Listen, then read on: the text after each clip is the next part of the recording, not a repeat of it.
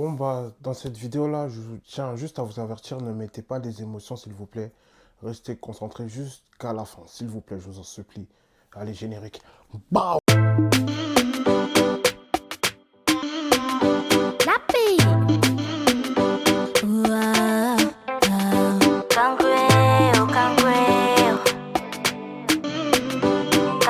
Déjà, je tiens à vous remercier, surtout pour la force que vous donnez aux médias. Franchement, ça fait grave plaisir. D'ailleurs, même, il y aura la newsletter qui sera dans la description, mais également, il y a le lien du site internet, des réseaux sociaux.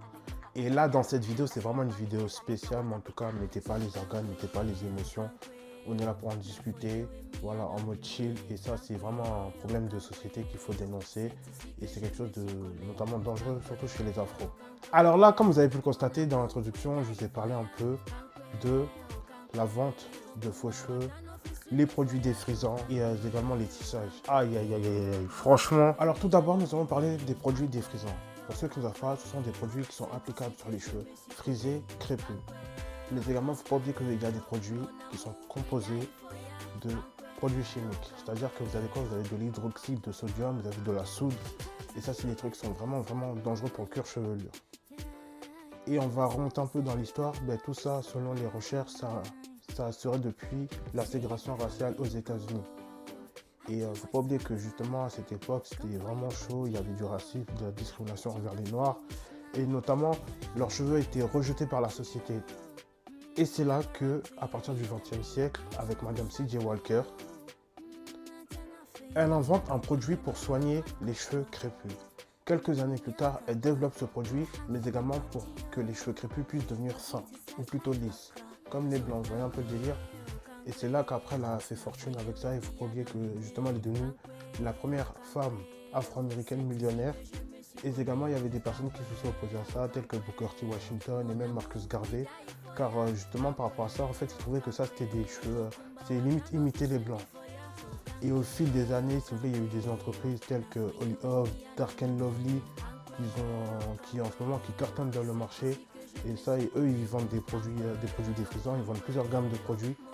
Et puis notamment sur le cheveu afro, c'est quelque chose vraiment de très dangereux. C'est comme si vous mettiez de l'acide sur votre tête et ça vous brûlait à petit feu.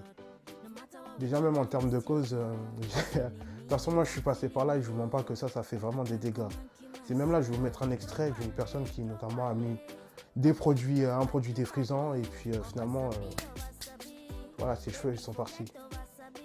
Drink, Molly's, Perks, Lean, pull me up.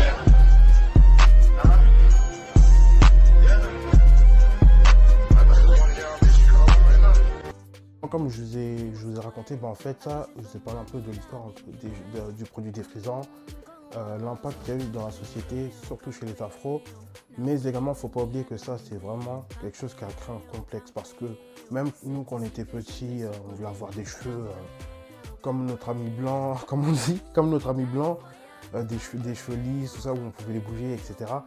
Et puis surtout chez les femmes, ça crée un gros complexe parce que justement il y a toujours des sœurs à nous qui utilisent ces produits et ça c'est vraiment des choses qui sont vraiment dangereux pour la santé.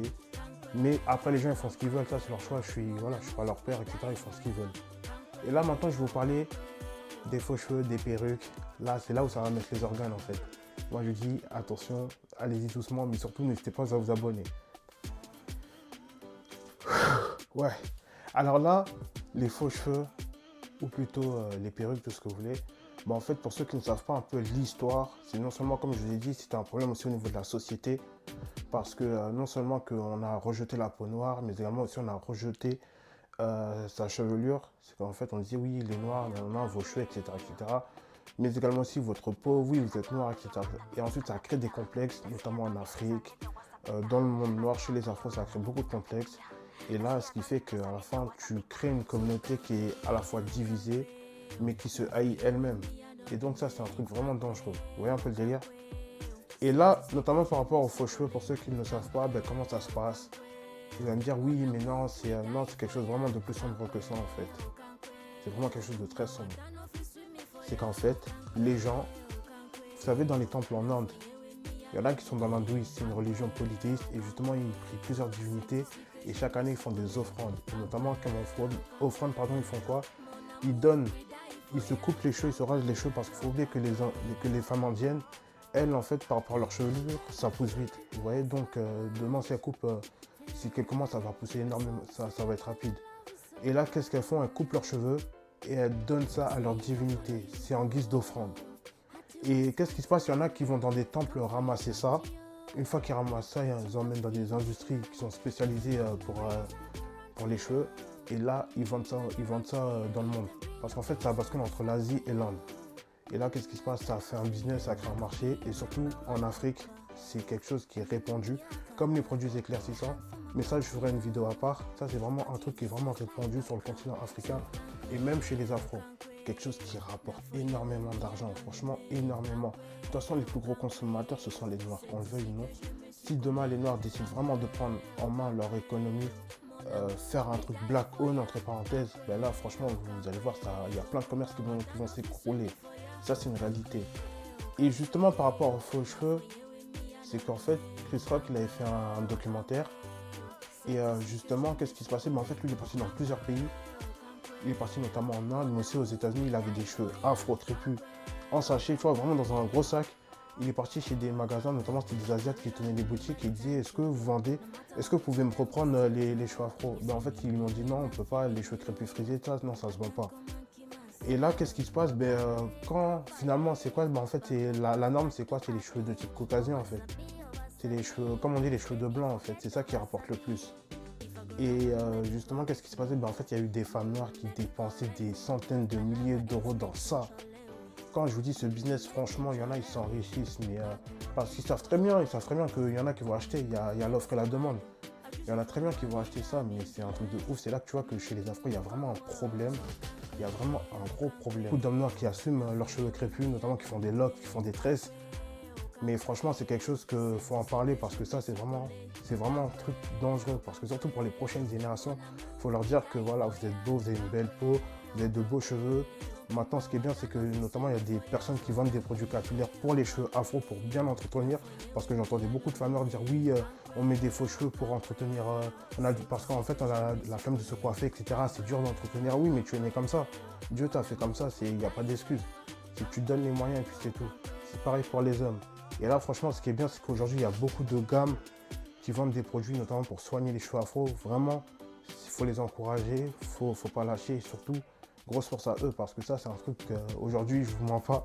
De ce que j'ai compris, c'est qu'en fait, la plupart des produits créés par des afros, ils ont été vendus à L'Oréal, à des grosses industries, en fait, qui ne sont pas black owned. Et ça, c'est un autre combat à mener. Mais ça, peut-être, je vais essayer de faire ça dans une autre vidéo, parce que franchement, il y a beaucoup de choses à dire par rapport à ça. Parce que vous croyez que les marques, peut-être il y a un noir, etc., qui est là, mais en vérité, cette marque n'appartient pas à un noir, en fait, vous voyez. Mais bon, après, ça va être une autre vidéo, mais vous allez voir. Je vais voir qu'est-ce que je vais faire, mais on verra par rapport à ça. Et voilà, on arrive à la fin de la vidéo. En tout cas, n'hésitez pas à liker, commenter, partager. Merci à vous pour vos retours. Surtout, n'hésitez pas à donner votre avis par rapport à ce sujet en commentaire. Et à partager la vidéo. On se soutient, on lâche pas. On se dit à très vite. Allez, ciao. Peace. Salut le village.